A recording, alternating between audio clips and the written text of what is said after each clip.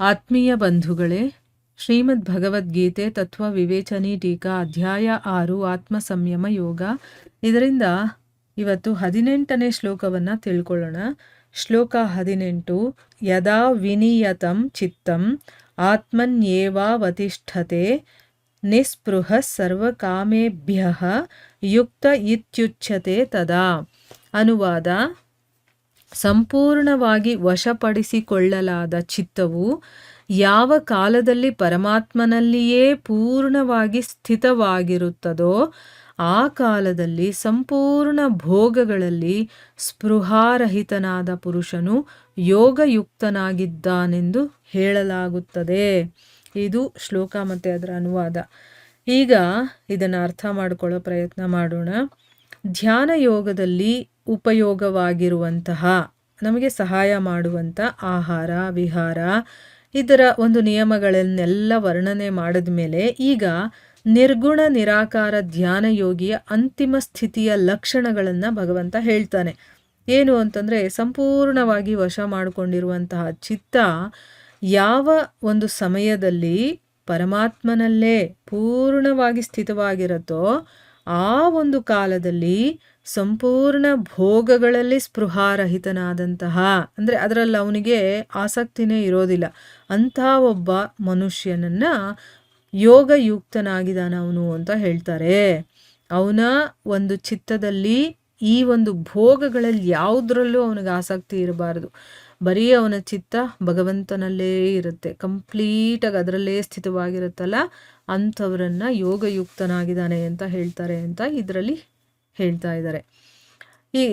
ಇದರಲ್ಲಿ ಹೇಳ್ತಾ ಇದ್ದಾನೆ ಭಗವಂತ. ಈಗ ಪ್ರಶ್ನೆ ಏನು ಅಂತಂದರೆ, ಚಿತ್ತಂ ಅನ್ನುವಂಥದ್ರ ಜೊತೆಗೆ ವಿನಿಯತಂ ಅನ್ನುವಂಥ ವಿಶೇಷಣವನ್ನು ಕೊಟ್ಟಿದ್ದಾರಲ್ಲ, ಅದಕ್ಕೆ ಅರ್ಥ ಏನು ಅಂತ ಇಲ್ಲಿ ಪ್ರಶ್ನೆ ಮಾಡಿದ್ದಾರೆ. ಮತ್ತು ಅದು ಪರಮಾತ್ಮನಲ್ಲಿ ಚೆನ್ನಾಗಿ ಸ್ಥಿತವಾಗೋದು ಅಂತಂದರೆ ಅರ್ಥ ಏನು ಅಂತ ಪ್ರಶ್ನೆ.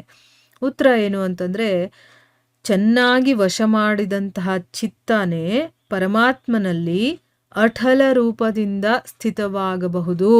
ಅಂದರೆ ಅದು ಎಲ್ಲೂ ಅಲುಗಾಡದೆ ಒಂದೇ ಕಡೆ ಇರೋದಕ್ಕೆ ಸಾಧ್ಯ ಆಗುತ್ತೆ. ಅಂದರೆ ತನ್ನ ಚಿತ್ತವನ್ನು ಯಾರು ವಶ ಮಾಡ್ಕೊಂಡಿರ್ತಾನೋ ಅಂಥ ಚಿತ್ತ ಮಾತ್ರ ಭಗವಂತನಲ್ಲೇ ತೊಡಗೋದಕ್ಕೆ ಸಾಧ್ಯ. ಇದನ್ನು ತಿಳಿಸೋದಕ್ಕೋಸ್ಕರ ವಿನಿಯತಂ ಅನ್ನುವಂಥ ವಿಶೇಷಣವನ್ನು ಕೊಟ್ಟಿದ್ದಾರೆ. ವಿನಯತಂ ಅಂದರೆ ಕಂಪ್ಲೀಟಾಗಿ ವಶ ಮಾಡ್ಕೊಂಡಿರಬೇಕು ಅಂತ ಅರ್ಥ. ಇಂತಹ ಚಿತ್ತ ಪ್ರಮಾದ, ಆಲಸ್ಯ ಮತ್ತು ವಿಕ್ಷೇಪಗಳಿಂದ ಕಂಪ್ಲೀಟಾಗಿ ಅದು ರಹಿತವಾಗಿರುತ್ತೆ. ಬರೀ ಭಗವಂತನಲ್ಲಿ ಮಾತ್ರ ನಿಶ್ಚಲ ಭಾವದಿಂದ ಸ್ಥಿತವಾಗಿರುತ್ತೆ. ಒಬ್ಬ ಪರಮಾತ್ಮನಲ್ಲದೆ ಬೇರೆ ಯಾವುದೇ ವಸ್ತುವಿನ ಸ್ವಲ್ಪ ಕೂಡ ಸ್ಮೃತಿ ಇಲ್ಲದೆ ಇರುವಂಥದ್ದು ಇದೇ ಅದು ಪರಮಾತ್ಮನಲ್ಲಿ ಚೆನ್ನಾಗಿ ಸ್ಥಿತವಾಗೋದು ಅಂತಂದರೆ. ಇಲ್ಲಿ ಧ್ಯಾನ ಕೂತ್ಕೊಂಡ್ಬಿಟ್ಟು ಆ ಮನಸ್ಸು ಇನ್ನೆಲ್ಲೋ ಓಡ್ ಹೋಗುತ್ತಲ್ಲ, ಆ ರೀತಿ ಇರೋದಿಲ್ಲ. ಆ ಚಿತ್ತ ಆ ಭಗವಂತನಲ್ಲೇ ಮುಳುಗಿರುತ್ತೆ, ಅದು ಇನ್ನೆಲ್ಲೂ ಹೋಗೋದಿಲ್ಲ. ಅಂಥ ಒಂದು ಚಿತ್ತವನ್ನು ಇಟ್ಕೊಂಡಿರೋದಿರುತ್ತಲ್ಲ, ಅದನ್ನು ಇಲ್ಲಿ ಪರಮಾತ್ಮನಲ್ಲಿ ಚೆನ್ನಾಗಿ ಸ್ಥಿತನಾಗೋದು ಅಂತ ಹೇಳೋದು. ಈಗ ನಮ್ಮ ಚಿತ್ತನೇ ಅಲ್ಲಿ ಅಲ್ಲಿ ಓಡಾಡ್ತಾ ಇರುತ್ತೆ, ಅದಕ್ಕೆ ಇನ್ನೇನೋ ವಸ್ತುಗಳ ಮೇಲೆ ವ್ಯಕ್ತಿಗಳ ಮೇಲೆ ಆಕರ್ಷಣೆ ಇರುತ್ತೆ ಅಂತಂದರೆ ಅದು ನಿಜವಾಗ್ಲೂ ಭಗವಂತನ ಧ್ಯಾನದಲ್ಲಿ ಮುಳುಗೋದಕ್ಕೆ ಸಾಧ್ಯನೇ ಇಲ್ಲ.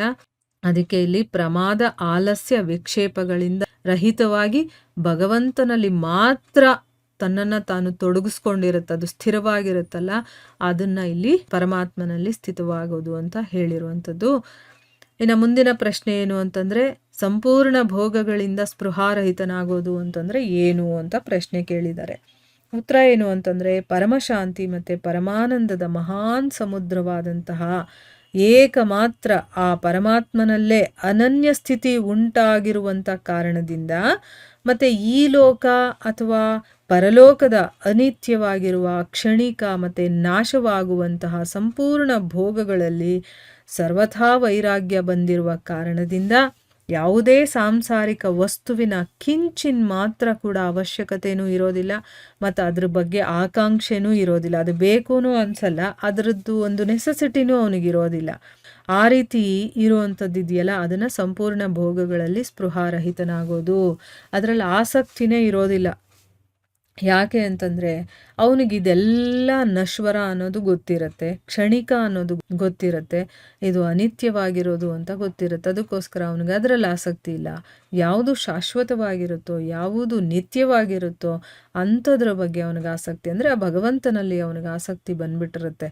ಅದರಿಂದ ಇವೆಲ್ಲ ಯಾವುದು ಅವನ ಕೆಲ್ಸಕ್ಕೆ ಬರದೇ ಇರೋದು ಅಂತ ಅವನಿಗೆ ಅನಿಸಿರುತ್ತೆ.